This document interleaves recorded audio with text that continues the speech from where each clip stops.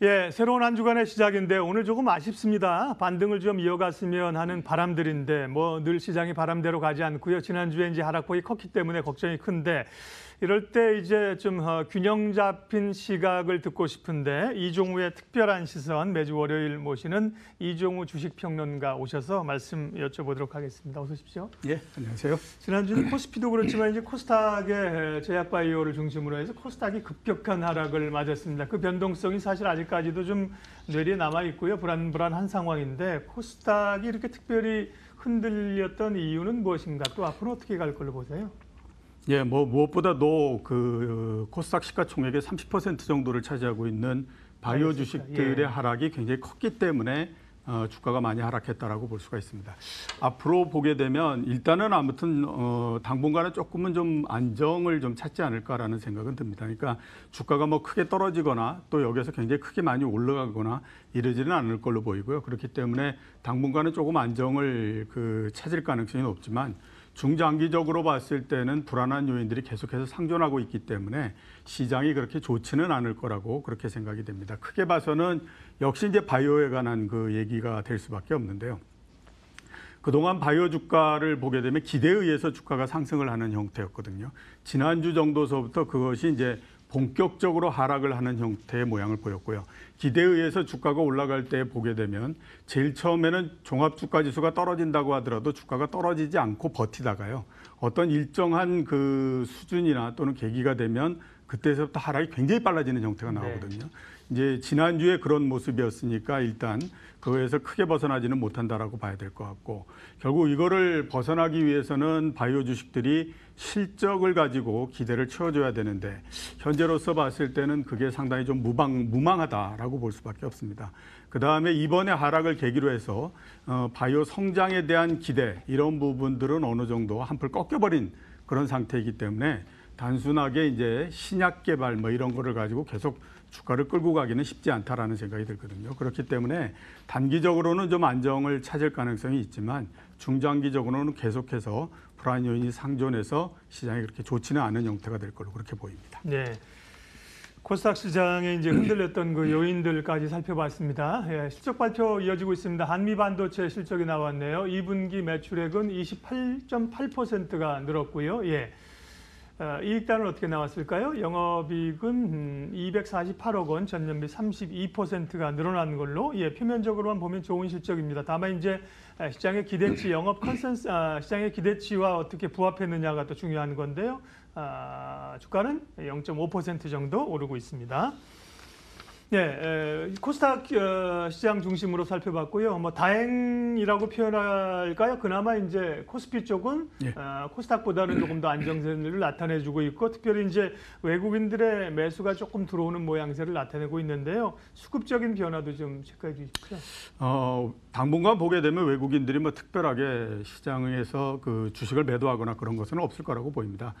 가장 큰 이유는 해외 시장이 계속해서 상승을 해서 미국이나 유럽 같은 경우가 사상 최고치 부근에 오고 이런 상황에서 우리나라 주식을 계속해서 매도하거나 그럴 가능성은 없기 때문에 일단 그렇게 볼 수 있고요. 대신에 보게 되면 매수도 그렇게 크지는 않을 거라고 보입니다. 우선 이렇게 한번 볼 필요가 있죠. 과연 한국 시장이 외국인들에게 매력이 있을까? 현재 시점에서 그다지 매력이 있다라고 보기는 어렵죠. 왜냐하면 주가 자체가 다른 선진국 같은 경우는 계속해서 올라가는 형태인데 우리는 굉장히 지지부진한 형태이기 때문에 그다지 매력이 있다라고 볼 수가 없고요. 그다음에 금리를 미국이 계속해서 올리면서 돈이 지금 선진국 쪽으로 몰리는 그런 형태이기 때문에 큰 매수나 이런 부분들도 없습니다. 결국 보게 되면 외국인들의 수급은 큰 규모는 이미 어느 정도 고정돼 있다라고 봐야 되고 자그마한 수급 정도가 계속해서 변화하는 그런 정도로서 보는 게 맞지 않나 싶습니다. 네. 우리는 이제 한국에 살고 있으니까 이제 한국 주식시장이 상당 부분이지만 말씀하신 글로벌 투자자들 입장에서는 여전히 좀 한국 증시에 대한 매력을 찾기는 좀 어렵다는 말씀이십니다. 그렇다고 해서 뭐 사실은 뭐 추가적인 한국 시장이나 이머징 시장에 대한 추가적인 어떤 부정적인 이미지나 매도가 나올 뭐 그런 요인도 또 아니죠. 예, 그렇죠. 그런 것들은 없다고 봐요. 중립적으로 말씀하신 것처럼 이제 좀 스몰 사이즈의 펀드들이나 투자자들의 움직임이라고 보겠고요. 섹터별로 좀 보겠습니다. 반도체주가 이제 여전히 지난주에 SK하이닉스 실적을 보듯이 지금 실적은 좋게 나오고 있는 상황인데 반도체 고점 논란이 다시 붙으면서 반도체주가 꽤 흔들렸습니다. 예. 미국의 이제 기술주들도 물론 반도체주는 아닙니다만 뭐 트위터라든지요, 또 페이스북이나 이런 것도 하락을 한 상태인데 반도체주, 국내 IT주에 대한 시각은 어떠세요? 예, 지금 우리나라 반도체 주식의 가장 큰 문제는 현재 이익이 나느냐 안 나느냐 하는 것들의 문제는 아닙니다. 네. 이미 이제 이익은 어느 정도 대단히 많이 반영이 돼 있기 때문에 가장 큰 문제가 되는 부분들은 이제 미래에 대해서 대한 그 시각, 그다음에 미래에 대한 걱정 이런 부분들이 이제 주로 영향을 미치고 있다라고 봐야 되는데 역시 미래에 대한 부분들에서 가장 큰 부분들은 미래에 과연 현재의 그 반도체 가격을 유지해 가면서 이익을 계속해서 낼 수 있을 것인가 하는 것들에 대한 우려, 이 부분들이 가장 크다라고 봐야 됩니다. 이전에 보게 되면 반도체 호황이 2번 정도 있었거든요. 1996년도에 마무리가 됐던 국면이 한 번 있고 2000년에 마무리됐던 국면이 한 번 있는데 이 마무리되는 국면에서도 지금하고 똑같은 형태 모양이 나왔습니다. 이익은 상당히 좋고 그 대신에 주가가 먼저 떨어지기 때문에 이 주가가 맞느냐 안 맞느냐 하는 거를 가지고 계속해서 논쟁이 벌어지는 형태가 되는데 현재가 그런 우려를 선반영하는 형태이기 때문에 좀 그 상황이 좋지는 않다라고 봐야 될 것 같고요. 이런 부분들은 미국의 페이스북이나 이런 그 주식도 똑같다라고 볼 수가 있습니다. 2분기에 페이스북의 실적을 보게 되면 실적이 그렇게 나빴던 건 아닙니다. 이익도 크게 늘어났고요. 그다음에 매출도 크게 증가했지만 앞으로 이 SNS라고 하는 부분들이 유효할 것인가 하는 것들에 대한 우려가 크게 작용을 했다라고 볼 수가 있거든요. 결국 보게 되면 이런 그 미국의 IT 주식들 이런 것들이 움직이는 것과 그다음에 우리나라의 반도체 주식이 움직이는 것이 동일한 선상에서 지금 영향을 받고 있다라고 보시는 게 맞다라는 생각이 듭니다. 네. 한국의 대표적인 산업이 이제 반도체주도 지금까지는 괜찮았지만 미래에 대한 기대치가 좀 낮아진다는 말씀이고요. 반면에 뭐 중후장대 산업이라고 할 수 있는 조선이나 철강이나 뭐 건설이나 이런 쪽은 뭐 지금도 안 좋은 상황인데요. 일부 조선주들이 조금 주가가 반등을 하는 모양새입니다. 시각에 좀 어떤 변화, 이거는 이제 안 좋은 업종이니까 돌아설 수 있는 소위 이제 턴어라운드에 대한 시각인지 어떠세요? 네. 지금 네. 주식 시장에 오르는 종목들은 이렇게 나눠볼 수가 있습니다. 네. 하나는 실적이 좋아서 주가가 먼저 올라갔던 주식. 이거는 이제 실적을 기반으로 해서 더 주가를 끌어올릴 수 있을 것인가 하는 것들에 대한 부분이고요. 두 번째는 실적이 나쁘기 때문에 주가가 먼저 굉장히 많이 하락한 주식이거든요.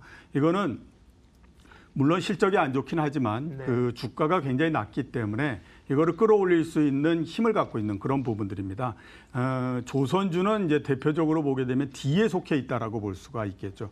주가가 단기에 굉장히 많이 하락을 했기 때문에 이 부분들에 의해서 반등이 이루어지고 있는 상태다라고 봐야 될 것 같고요. 지금의 반등은 그런 의미에서 보게 되면 실적이나 이런 것들의 뒷받침이 되지 않기 때문에 그렇게 강력하게 진행이 되거나 그럴 가능성은 높지 않다라고 볼 수가 있습니다. 지금 조선주의 상태는 딱 이렇게 그 말씀을 드릴 수 있을 것 같은데요. 지금 현재 보니까 그동안에는 이게 기업이 살 수 있을지 없을지 하는 것들에 대한 우려 이런 부분들이 굉장히 컸는데 네. 지금은 보게 되면 살 수는 있을 것 같다라고 하는 거를 확인하는 정도고요. 대신에 그 확인했기 때문에 기대가 커졌던 부분들이 올해 그 5월 달에 중점적으로 많이 이루어졌었거든요. 근데 지금은 그 살 수 있다라고 하는 기대로 해서 주가가 올라가는 그런 부분들이 5월 달에 비해서는 상당히 좀 약해졌다라고 볼 수가 있습니다. 그렇기 때문에 주가가 연속적으로 움직이기보다는 일정한 박스권 내를 벗어나지 않는 형태가 되지 않을까라는 생각이 듭니다. 예, 마지막으로 이번 주 주목할 포인트하고 이슈들 말씀해 주신 1분 정도 시간 드릴 수 있습니다. 예, 그 FOMC 회의가 열리는데요. 그 트럼프 대통령이 미국의 금리 수준에 대해서 굉장히 불만을 많이 표시하지 않았습니까? 결국 보게 되면 이런 부분들이 행정부의 시각과 그다음에 연준의 시각 이런 부분들이 어떻게 부딪혀서 누구의 의견이 보다 더 강해질 것인가 하는 것들이 일단 가장 관심사다라고 볼 수가 있고요. 네. 주가가 최근에 이제 그 반등을 시작했는데 특히 이제 바이오 주식 같은 경우가 반등이 과연 어디까지 이루어질 수 있을 것인가 하는 부분들도 관심을 많이 가지셔야 됩니다. 가장 큰 부분은 미국의 주가가 사상 최고치를 계속해서 유지하고 있거든요. 우리나라 주가가 계속 떨어지고 있으니까 격차가 계속해서 벌어지고 있는데 이 격차가 앞으로 줄이는 형태로서 갈 것인가 하는 것들도 관심을 가지셔야 됩니다. 전체적으로 봤을 때 이번 주의 주식시장은 소강 상태를 네. 계속해서 유지할 걸로 보이고요. 이거는 코스닥도 마찬가지고 코스피도 마찬가지의 형태가 될 가능성이 높기 때문에 철저히 종목별로 움직이지 않을까라는 생각이 듭니다. 예, 이종우의 특별한 시선, 이종우 주식평론가님 함께했습니다. 인사드리면서 마켓온 오늘 순서 여기까지 하겠습니다. 고맙습니다.